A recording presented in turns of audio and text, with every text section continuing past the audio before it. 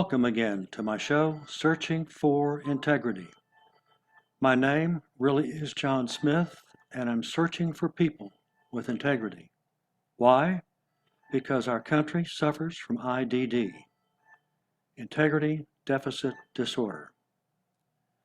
A variety of news articles, mostly discussions regarding politics, White House, Congress, Senate, you name it.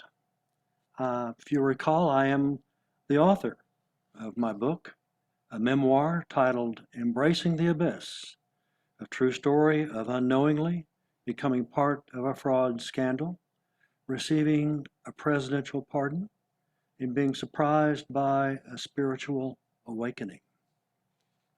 I have today some information and a lot of information here flashing across your news channels.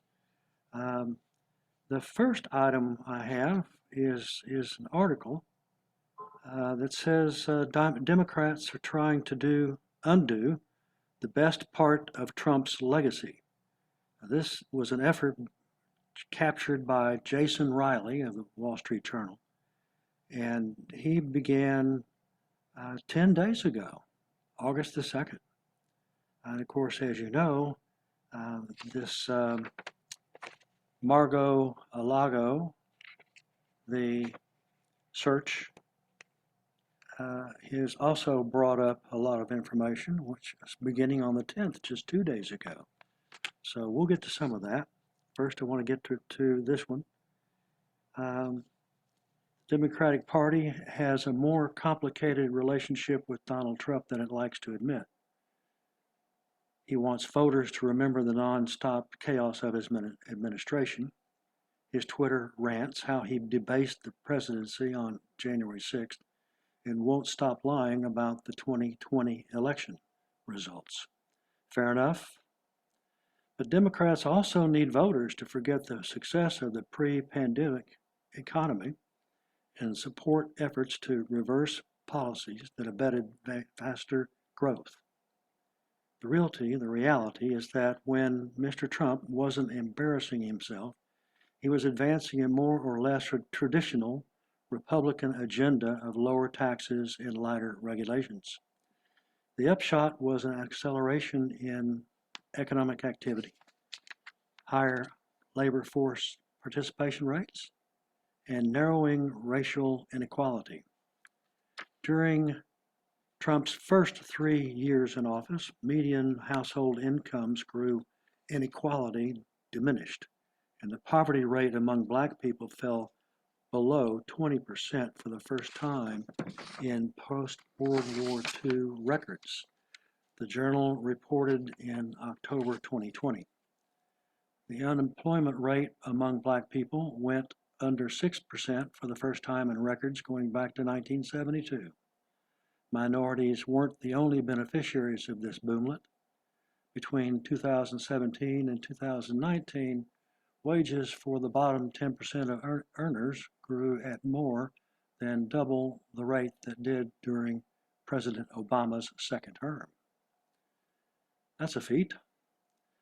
This record is also the more impressive because it defied expectations. The growth of gross domestic product during Mr. Obama's final year in office was only about half of what it had been a year earlier, which prompted no shortage of doom and gloom economic forecasts for the Trump presidency. Nevertheless, in 2017, 18, and 19, the unemployment rate came in below what the Federal Reserve had predicted, while GDP was higher than anticipated.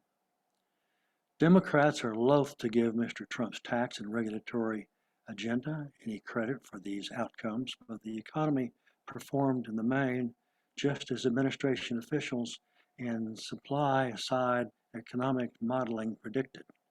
Lower corporate tax rates were intended to reverse the downward trend in business investment, and following their implementation, major companies announced wage hikes, bonuses, 401k match increases. In the 2-year period after the 2017 tax reform passed, household incomes rose by more than they had in the previous 8 years combined. That's something to brag about. Nevertheless, the reason this history is important is because Democrats, via the Inflation Reduction Act unveiled last week, want to raise the taxes that Mr. Trump cut. No matter what it's called, the legislation is another tax and spending bonanza that will do little, if anything, to reduce inflation. But passage could discourage the kind of business investment we saw before COVID. And because corporate levies are borne mainly by employees, higher taxes on businesses can also lead to lower wages and less hiring. The White House seems to be under the impression that Mr. Trump got the boot in 2020 because of his stewardship of the economy and that voters wanted his economic policies reversed.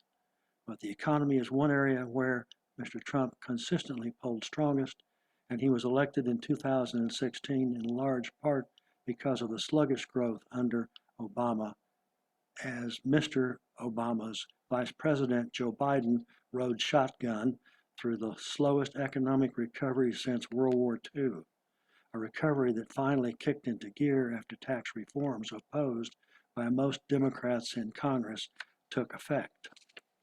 Democrats are in a bind, with inflation at a 40-year high, violent crime rates spiraling upward, and a border situation that even has Democratic mayors of sanctuary cities complaining about too many illegal immigrants.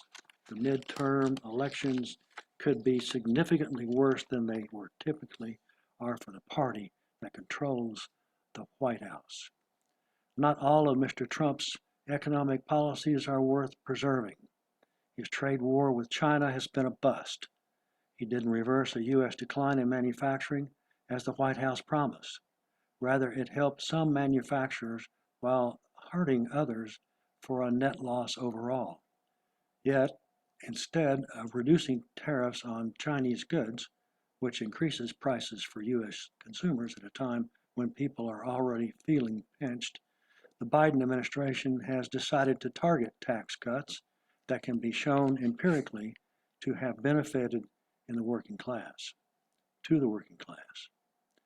Whether the issue is crime, immigration, or the economy, Democrats are putting progressivism ahead of pragmatism and believe that the defeat of Mr. Trump in 2020 gives them license to do so.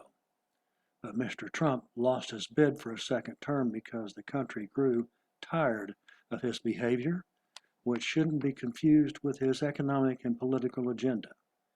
It might make a midterm shell-shocking for the left to finally figure out why Joe Biden was elected. I don't know why he was elected. He made a bunch of promises he didn't keep. I can tell you that. This is a prelude, this item, about the Democrats trying to undo the best part of Trump's legacy. Let's have another look at the one. Initial Margot logo. The FBI tries presidential meddling again. The Justice Department plays with fire with its Trump and Hunter Biden investigations. Mr. Holman W. Jenkins, Jr., from the Wall Street Journal, this article. Well, that didn't take long. Mar-a-Lago, the FBI tries presidential meddling. Well, that didn't take long.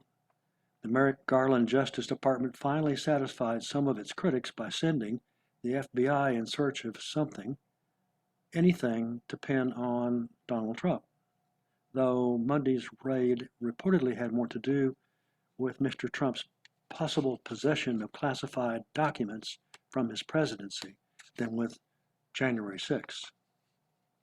Mr. Garden plays with fire here, given that Americans of both parties have reason to distrust the political meddling of the FBI, asked Hillary Clinton.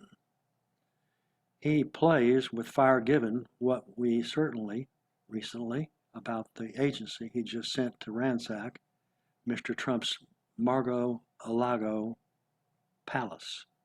According to an investigation by Republicans since Chuck Grassley and Ron Johnson, the FBI deliberately promoted the fiction that the Hunter Biden laptop was foreign disinformation to help Joe Biden in the 2020 election, though the agency had been in possession of the laptop for nearly a year and knew it would be legit.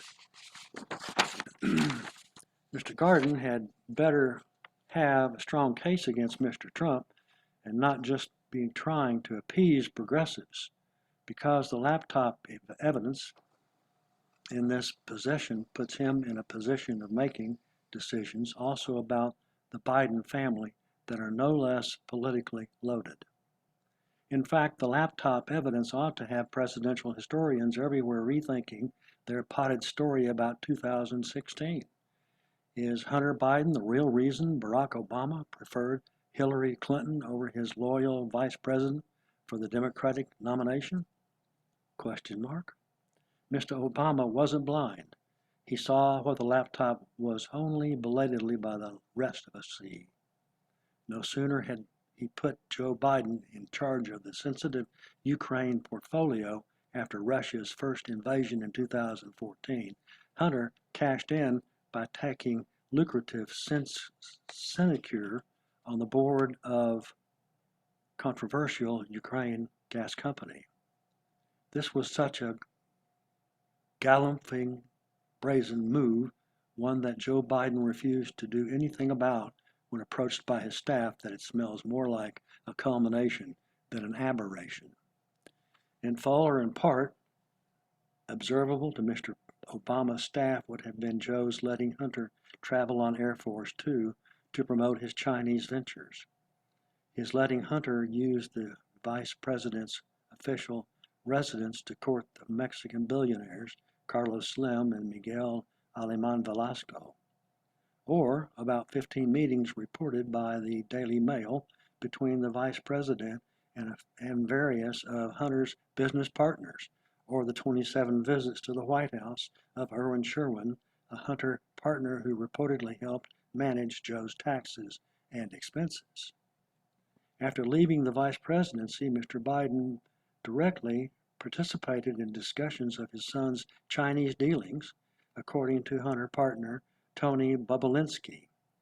A memo reportedly by Hunter himself refers to a possible 10% stake for the big guy.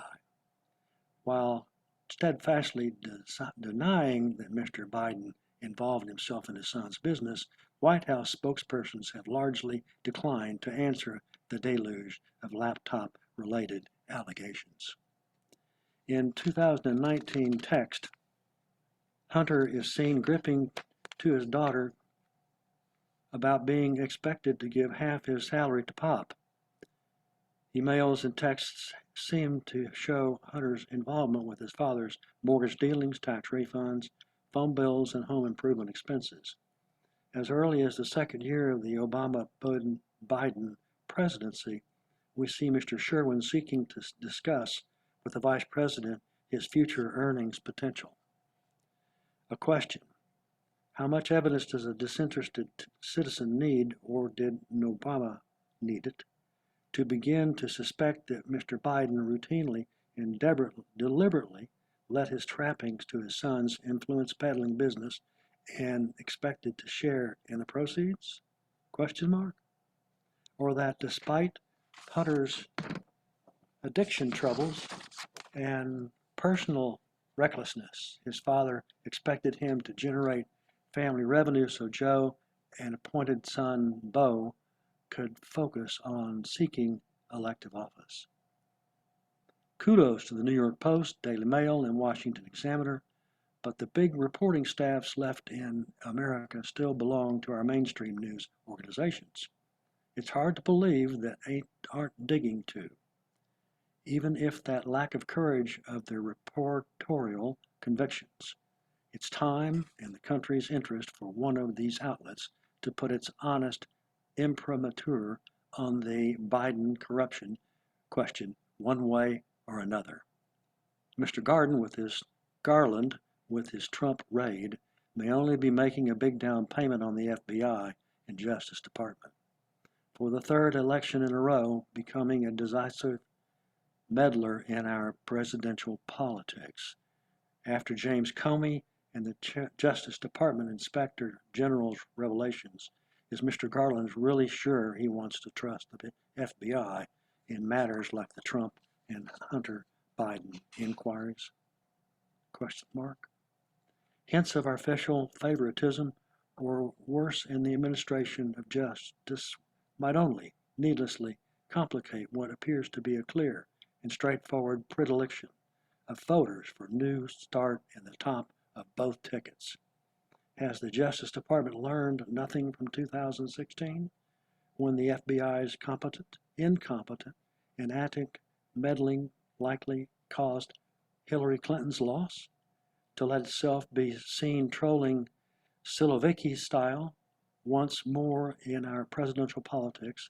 Even the most forgiving Americans is likely no longer to detect a Trump-era aberration, but a pattern.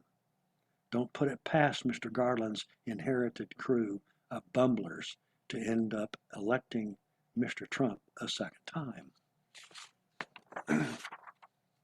That was a very good article. I should read this one again for my own purposes. Now that you've heard it, my audience, that was a good article. Okay. Next one is from the Wall Street Journal editorial board. The FBI's dangerous search at Trump's Mar-a-Lago. Merrick Garland is taking the U.S. down a perilous path. Monday's unannounced Federal Bureau of Investigation search of Donald Trump's Mar-a-Lago home isn't a moment for anyone to cheer. The Justice Department is unleashing political furies it can't control and may not understand, and the risks for the department and the country are as great as they are for Mr. Trump.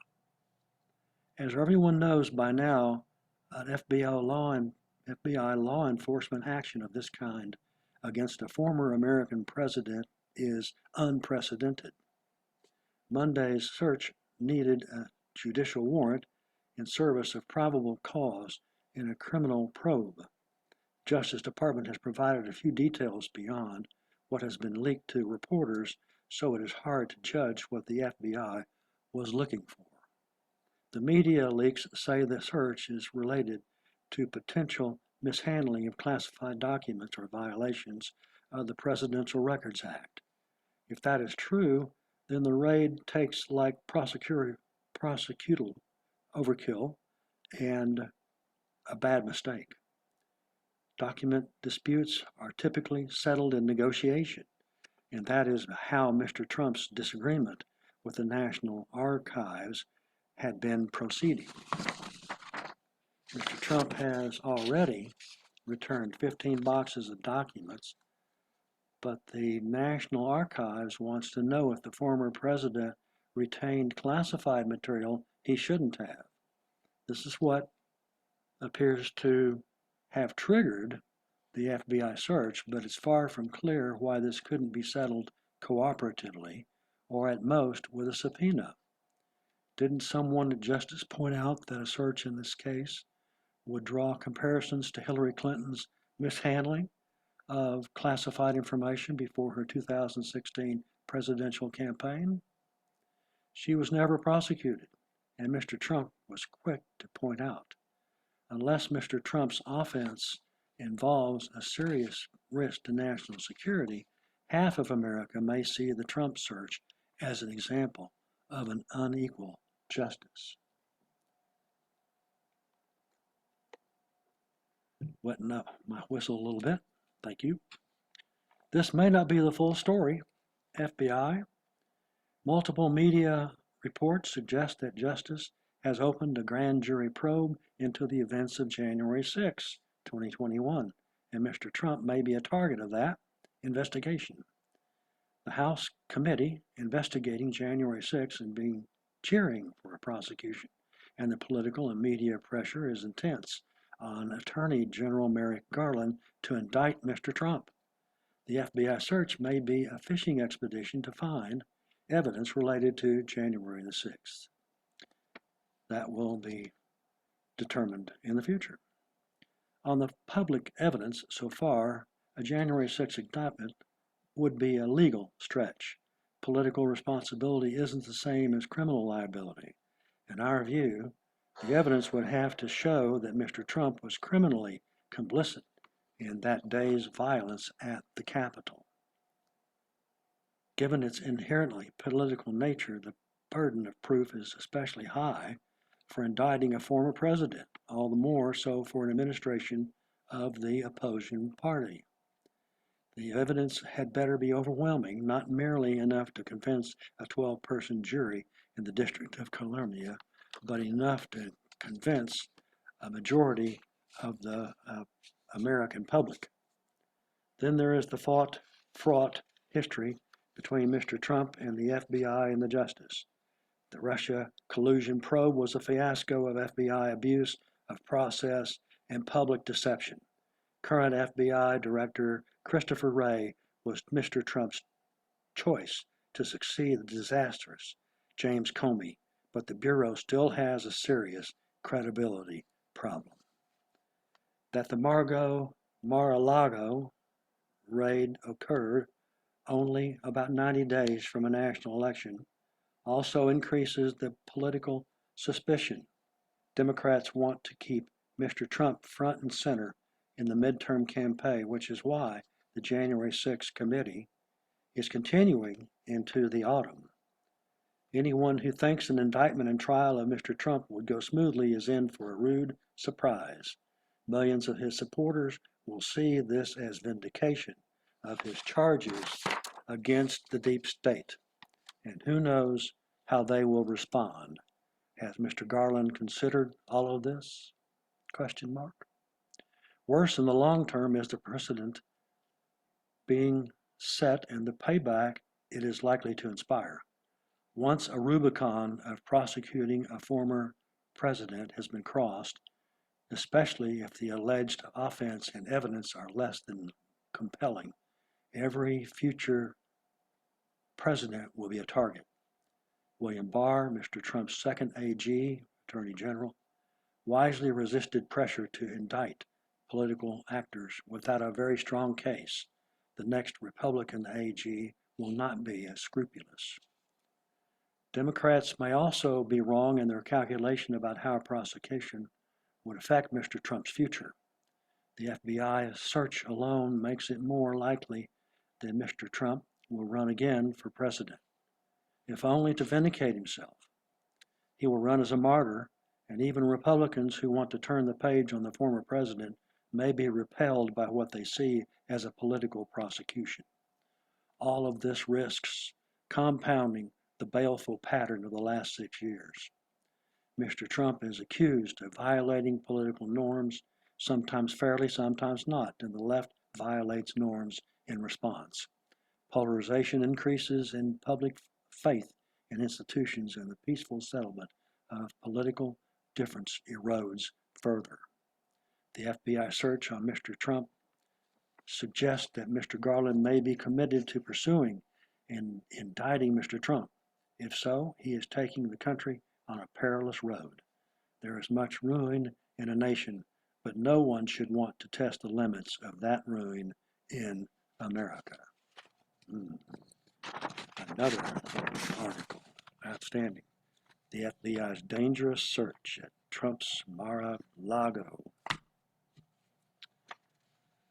Well, boys and girls, we're on the road to the last one, and the shortest one there is. It's entitled, it's an opinion commentary. It's entitled, Whistles Start to Blow at the FBI. The Mar-a-Lago search made Monday a dark day for the Bureau, but lawmakers are shining a hopeful light. From Thomas J. Baker. Monday was a sad day for our democracy and a dark day for the Federal Bureau of Investigation. The search of Donald Trump's Florida residence was a politically sensitive operation that would have tested the FBI's reputation for fairness and impartiality in the best of circumstances. but the Bureau's behavior since Mr. Trump came into the political scene has already left its reputation in tatters. There is a small bright spot. Whistleblowers are coming forth from within the FBI. Last month, the public learned of 2 such cases via letters from lawmakers. On July 25th, Senator Chuck Grassley wrote to Attorney General Merrick Garland and FBI Director Christopher Wray that he had received credible whistleblower reports attesting to FBI manipulation of the Hunter Biden laptop story. Representative Jim Jordan wrote to Mr. Wray 2 days later that whistleblowers had approached him about FBI efforts at artificially padding domestic terrorism data. The alleged conduct is dispiriting, but we can take heart that whistleblowers are coming forward. No one did so during Crossfire Hurricane. The FBI's probe into the Trump campaign reported ties with Russia, and insiders told me this silence resulted in part from the nature of the investigation. It was a headquarters special, in which only a handful of people had the full picture. Staff simply assumed the headquarters clique must have had more. It didn't. Now, FBI insiders are taking their concerns to lawmakers.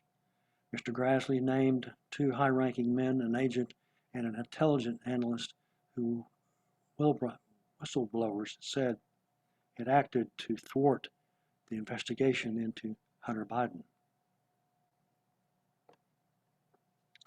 According to the whistleblower's allegations, the analyst opened an assessment that was used to improperly discredit negative Hunter Biden information as disinformation, and the agent ordered the matter closed without providing a valid reason. According to Mr. Grassley, the agent had a pattern of active public partisanship in this then public social media content.